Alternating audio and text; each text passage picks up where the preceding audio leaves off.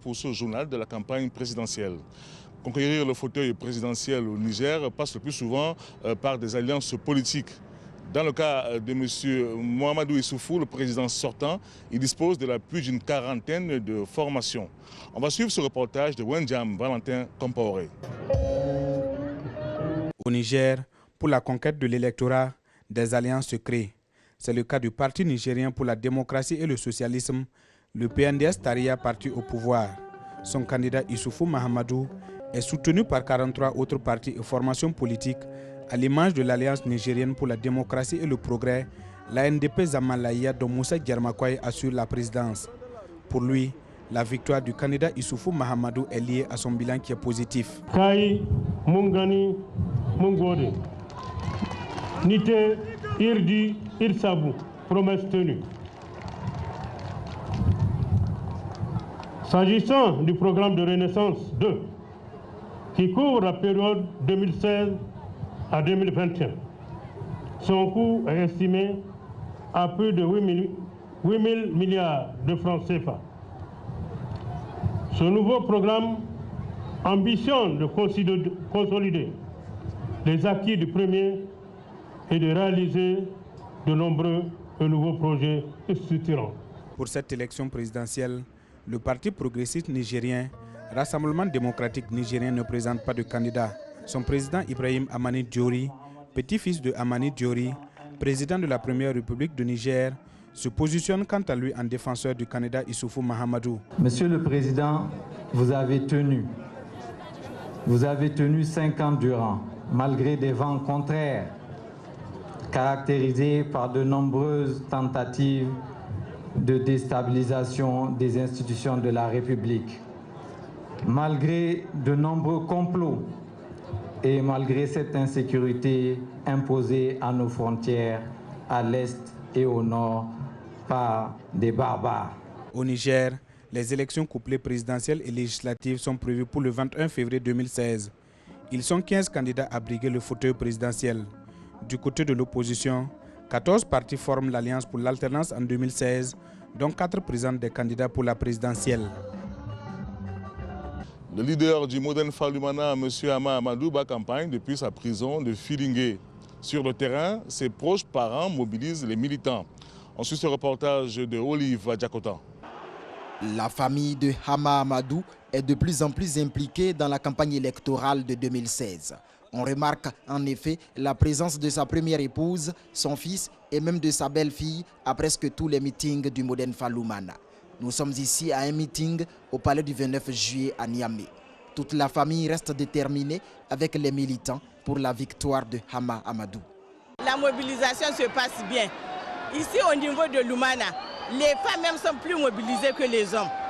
Et je suis tous les jours, matin et soir, aux côtés des sœurs, de mes sœurs, femmes militantes de Lumana, pour battre la campagne. Étant donné que mon mari a été privé de ses droits à battre campagne, au même titre que les autres candidats à la présidentielle, ma responsabilité c'est de m'engager physiquement pour battre campagne auprès des militantes et des militants du Modern FA Lumana pour faire triompher notre candidat aux élections présidentielles. La famille bénéficie également du soutien de Mme Bayar Mariama Gamatié.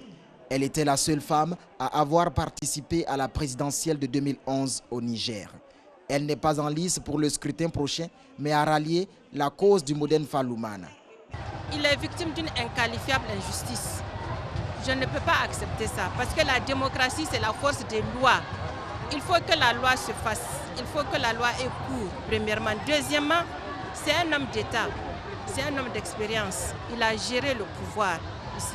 Et je pense qu'avec le programme qu'il propose aux Nigériens, on pourrait sortir de l'ornière. Soulignons que Hama Amadou est sorti 3e de la présidentielle de 2011 avec près de 20% des suffrages exprimés.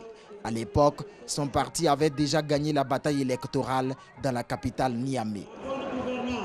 Nous sommes à quelques heures de la fin de la campagne électorale. Les partis de l'opposition et ceux proches du pouvoir ne s'accordent pas du tout sur la méthode de vote dite par témoignage. Une forme de vote dont vous aurez l'explication dans ce reportage de Sadou Alizé Mouktar. Au Niger, la Commission électorale nationale indépendante CENI a adopté le 14 février 2016 le vote par témoignage pour la présidentielle du 21 février 2016. Le vote par témoignage consiste à faire voter un citoyen nigérien détenteur d'une carte d'électeur et absent le jour du scrutin à travers une tierce personne, notamment par procuration. La coalition pour l'alternance 2016, le principal regroupement de l'opposition au Niger, créé pour faire barrage au président sortant, Mahamadou Issoufou, s'insurge contre la méthode.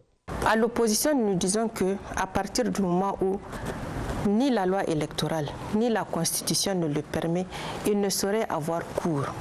Donc l'opposition s'est prononcée contre le vote par témoignage parce que la loi ne le prévoit pas et nous sommes dans un régime démocratique.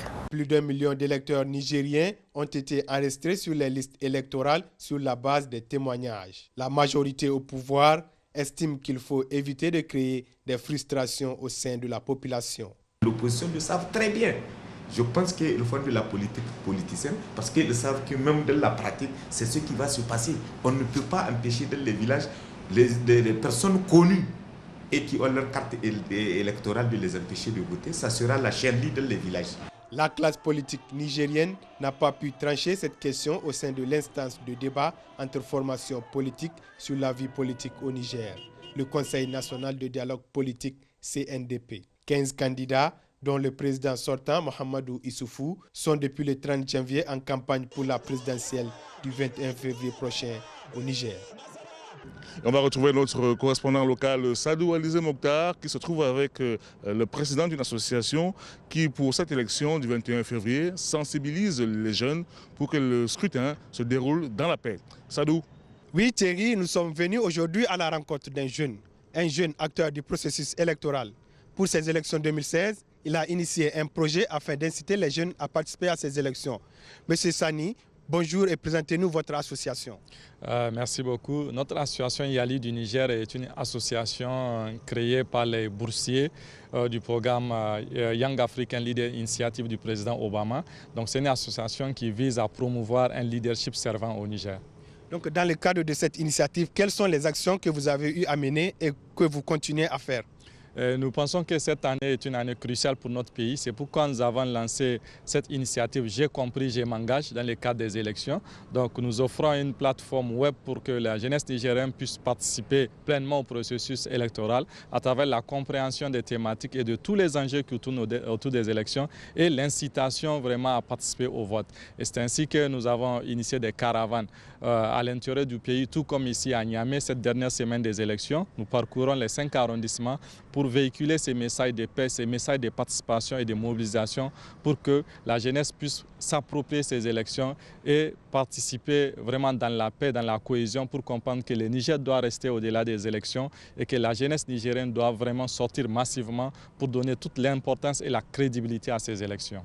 Oui Thierry, il faut noter que la jeunesse représente environ 60% de l'électorat nigérien. Pour ces élections du 21 février 2016, ils sont 15 candidats à briguer la magistrature suprême du pays. Merci beaucoup Sadou. Mesdames et messieurs, c'est la fin de ce journal de campagne. Merci de nous être fidèles. Et l'actualité continue tout de suite sur Africa 24.